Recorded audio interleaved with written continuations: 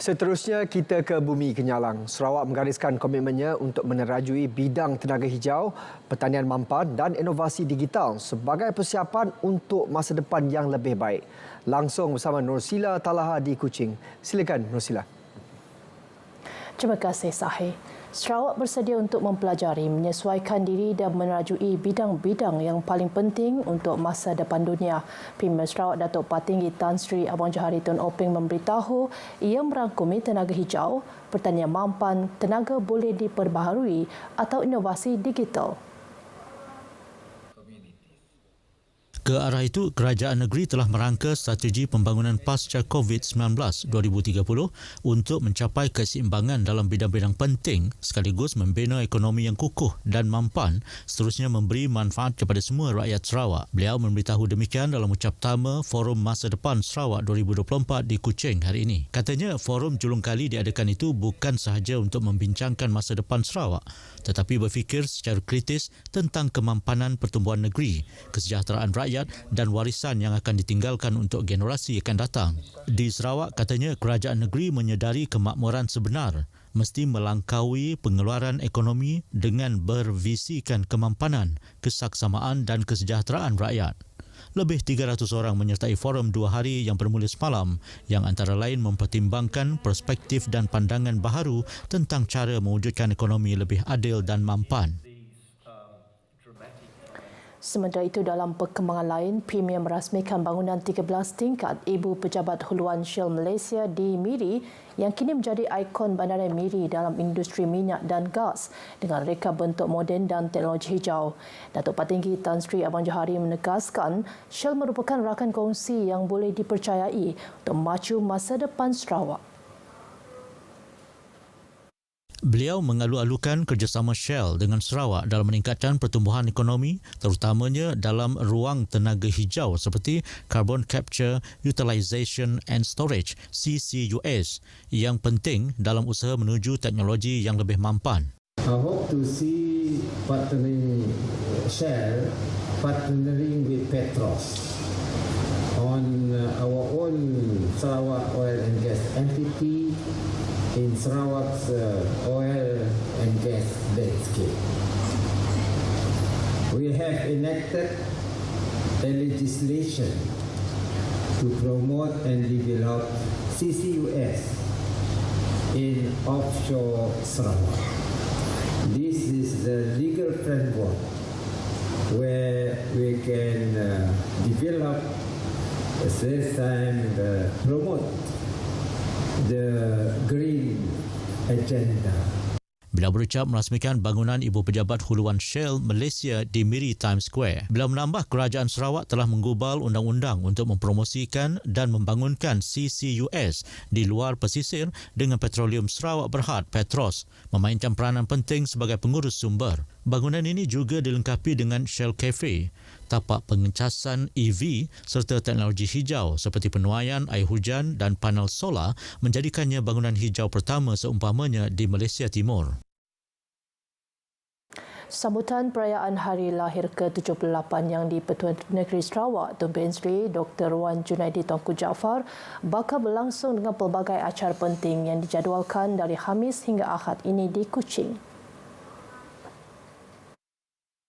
Ia merupakan sambutan perayaan yang pertama yang di-Pertuan Negeri Tun Pehin Sri Dr. Wan Junaidi selepas dilantik menggalas tanggungjawab tersebut bermula 26 Januari lalu. Acara dimulakan dengan majlis kesyukuran di Masjid Jami' Kuching petang ini. Pada Jumaat ini, khutbah khas pada solat Jumaat seluruh masjid di Sarawak diikuti majlis kesyukuran untuk penganut agama lain pada sebelah malamnya di salah sebuah hotel terkemuka. Hari Sabtu, istiadat perbarisan dan rapat rasasa melibatkan 78 kontijen di Padang Merdeka Kuching bermula 8 pagi, diikuti istiadat penggunaan darjah kebesaran negeri Sarawak pada 11.30 pagi di Astana Negeri. Sebelah malamnya majlis jamuan negeri di Dewan Santapan Dewan Undangan Negeri Sarawak. Manakala pada Ahad diadakan majlis jamuan teh. Sementara itu, warga RTM serta rakyat Sarawak ingin mengucapkan selamat hari lahir kepada Yang di-Pertua Negeri Tun Pehin Sri Dr. Wan Junaidi Tuanku Jaafar. Selamat hari lahir Tuan Yang Terutama Tun. Semoga terus sihat dan cemerlang memayuni Ibu Pertiwi. Selamat hari lahir ke-78 Tun Pihi Sri Dr. Wan Junaidi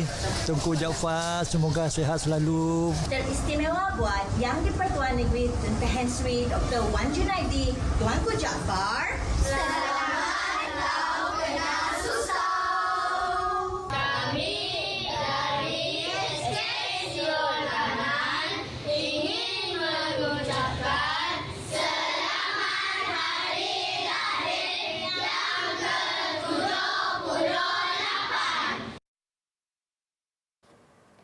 Agensi Pelaksana Perkhidmatan Awam Persekutuan diseru sentiasa bekerjasama dengan Agensi Pelaksana Perkhidmatan Awam Sarawak untuk memastikan projek serta program yang berimpak tinggi diutamakan.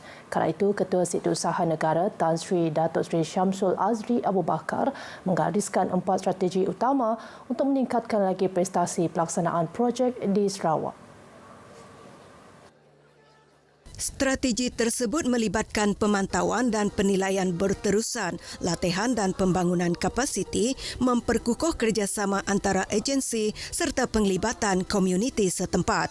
Usaha ini penting untuk memastikan bahawa pegawai-pegawai sentiasa bersedia dengan pengetahuan terkini dalam bidang pengurusan projek, memperkemaskan keupayaan diri untuk menyesuaikan diri dengan pelbagai perubahan dan kehendak pemegang taruh selain menjalinkan kerjasama yang baik antara agensi Perkhidmatan Awam Persekutuan dan Perkhidmatan Awam Sarawak.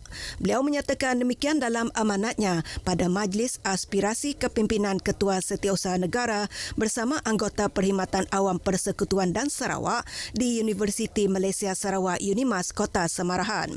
Sementara itu, Tan Sri Datuk Seri Syamsul memaklumkan daripada 1,121 projek atau program di bawah Rolling Plan keempat Rancangan Malaysia ke-12 sebanyak 46% masih di peringkat pra-pelaksanaan.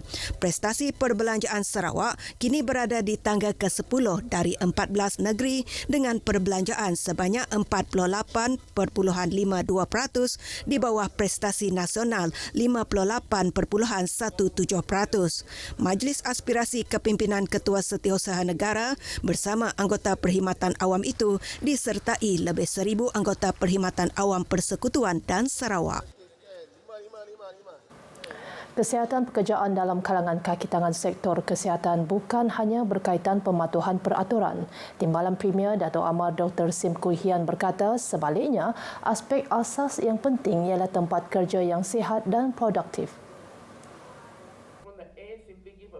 Ujarnya, warga kerja selamat dan sihat dari segi fizikal serta mental adalah langkah pertama ke arah mencapai kecemerlangan dalam penjagaan pesakit. Beliau menegaskan kesihatan fizikal dan mental kaki tangan adalah sama penting dalam meningkatkan kesihatan pesakit. Dato' Amar Dr. Sim yang juga Menteri Kesihatan Awam, Perumahan dan Kerajaan Tempatan berucap merasmikan program kesejahteraan komuniti sihat pembinaan negara, KOSPEN dan Kesihatan Pekerjaan Hospital Umum Sarawak, HUS di Kuching.